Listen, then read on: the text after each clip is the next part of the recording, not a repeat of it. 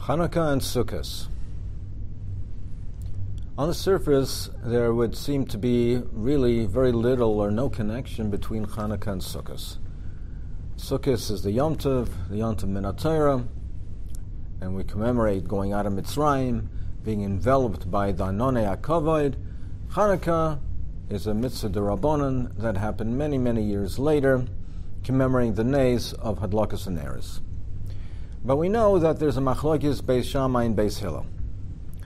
That Beis Shammai says that the candles are lit in descending order.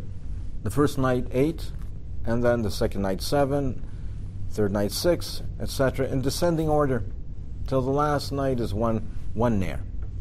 Beis Hillel, on the other hand, says it's in ascending order. It starts with 1, and it increases day by day till the last day is 8 neres.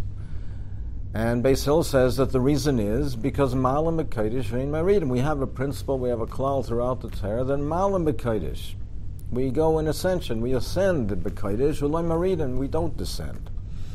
But Beis Shammai says no, we go in descending order corresponding to the Parei HaChag, to the amount of Purim. We're makriv on Sukkot, we start with 13 on the first day, and it descends until the last day is 7. It's incredible. What does the korbanos that were makriv, the Parei HaChag, what are the korbanos that were makriv on Sukkot? What does that have to do with the Neris on Chanukah? And we also know that there's somewhat of a siman klala involved in the korbanos on Sukkot that are being brought in descending order. Chazal tell us that it corresponds to the Umas Ha'olam. There's a total of 70 of the korbanos that were makriv. The Parei HaChag, there's a total of 70 corresponding to the 70 nations, the Umas Ha'olam, which are descending and diminishing, and it's a siman klala that they diminish. So why would we want to transplant that to Chanukah, commemorating the great nays for the Yidden? And why would Beis Shammai abandon the principle that we have throughout the whole Torah, that Malim B'Kodesh Ve'in Maridim? But there's a deeper understanding in the Parei HaChag. There are two general types of influences that we have. When we have hashpa, we have influences that come from the Shemayim. There's one hashpa that's called Isrusa de Le'elo. When the Rabbi Shalom showers upon us a hashpa, asiyata deshmaya, when he showers upon us the divine presence, and even though our actions may not be worthy of them. For instance, in Mitzrayim, when we were in Mitzrayim, Avadim Mitzrayim, we were the Memtes Sharai Tzuma, we were in a very, very low level, but Kodesh Baruch Hu gave us Nisim v'Nifloyos. He bestowed upon us Nisim v'Nifloyos Yata Deshma, Hashpa from above. The Hashpa that came from above, and we saw the presence, we felt the presence of the Rebbeinu Shalom. It didn't come from our actions. It's not because we were worthy. It's because the time of the Geula came. It was the time to redeem Klal Yisrael. That's one type of hashpa, Isrusa de Le'ela, that comes from above. But there's a second type as well, and that's Isrusa Le'tata, that comes from below, that comes from us reaching deep inside and reaching out to Hashem from below, from the Aretz, reaching out to Shemaim. When we call out to Hashem, we reach out to Hashem with all koyach, and we have the bitachon and the Rebbeinu Shalom. Then HaKadosh Baruch Hu responds and showers us with hashpa, with the divine presence. And that was demonstrated by Kriyas Yamsuf. when we came to Yamsuf, after we left Mitzrayim, after we had all of that divine hashpa, that hashros hashchina, the nisim and niflos in Mitzrayim, we came to Yamsuf. And there were the raging waters, and we davened to Hashem, and Rabbi Shalom tells Moshe Rabbeinu, it's not time for davening. Vaisau, it's time to demonstrate.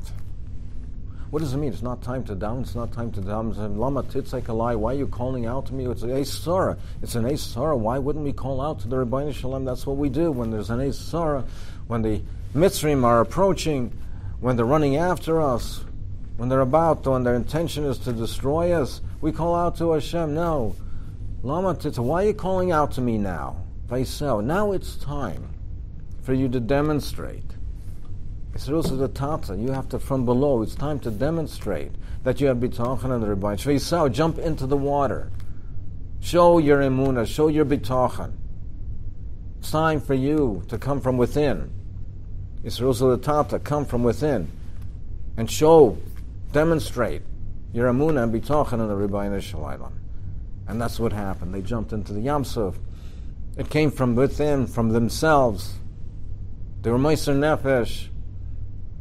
And there was a splitting of the sea. And that's the machlokes over here by Chanukah. By Sukkot we start off with 13. The Parei Chag are 13. We start off with 13. And it goes in declining order. It goes and it diminishes, it goes in declining order. Because on Sukkot, it's a time, it's a yontiv. We have the hashpa from the yontiv, and we relive that we were enveloped in the anoni hakavod, in the anonim of the Rabbeinu, the protective clouds of the Rabbeinu Shalom, in the hashras shchina of the Rabbeinu Shalom. And then every day of Sukkot, it gets less and less. The second day is 12, then 11. Because that's the nature of Yisrusa de La'ela. We are showered with divine presence, just like we were in Mitzrayim. But then the time comes where that is withdrawn. That Yisrusa de La'ela, the Rebbeinu Shalom, withdraws it slowly, but withdraws it till the point where now we have to demonstrate on our own. We have to demonstrate our Avodas Hashem. And on Sukkot, it diminishes. That Yisrusa de La'ela becomes less and less and less, and we have to supplant it with more of what we draw from within, with our Avodah, with our Amunah and our Bitach, until we come to the 8th day, Shmini Atzeres, the Rebbeinu Shalom says, stay one more day. Va'asu li va'asan you, va'asu li suda katana. Now, today, after the entire 7 days of Sukkot, now you make for me a seuda, so to speak. We're at the Yamsuf. Now you demonstrate. Have it come from within. And then the Hashva, the Siyat of Shmai will come when you draw from within and you demonstrate your yearning for the Rebbeinu Shalom, your Chanukah for the Rebbeinu Shalom, your Amunah B'tochen on the Rebbeinu Shalom. Then the Siyata D'Shmaya comes. Then it will come down from the heavens, but we have to initiate it. Also, Li Suda Katana. And Beis Shammai says by Chanukah, that's the type of Hashpah it is. That we were shown this great nace, Min HaShamayim. We're given this great nace, this wonderful nace of the Neiros. Hashpah Min HaShamayim. Yisrusa de La'ela. But then it diminishes. So normally we say Malam B'Kay Shem Marin, but this was a time as Yisrusa de La'ela, the night candles, every night the Nair diminishes and diminishes until we're left with one, because we have to supplant every night with more of the Yisrusa L'Tata, Avodas Hashem from within. Beis Hillel, on the other hand, says no. Neiros Chanukah are not similar to Parei Chag. Neiros Chanukah, there was a great, great nace. We won the war. We found that flask of oil, and it lit for 8 days. But what triggered that nace? What was the catalyst for that nace? The catalyst for that nace was the Mesiras Nefesh that the Hashmonaim had. The Mesiras Nefesh to stand up to the Yevonim. They had the Emunah and Bitachon and the Rebbeinu Shalom. That was the catalyst. That was the desire. They could have taken oil that was Tomei, Tumah Hutra B'tzibur. They could have taken oil that was Tomei. It would have been permitted under the circumstances, because everything was Tomei.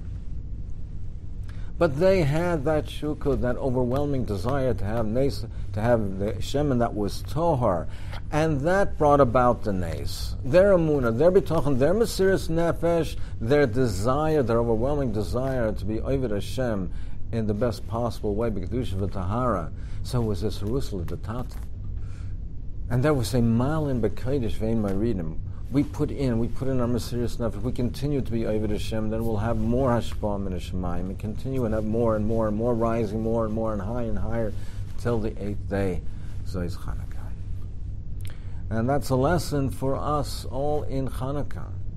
Chanukah is a time to commemorate that great nace.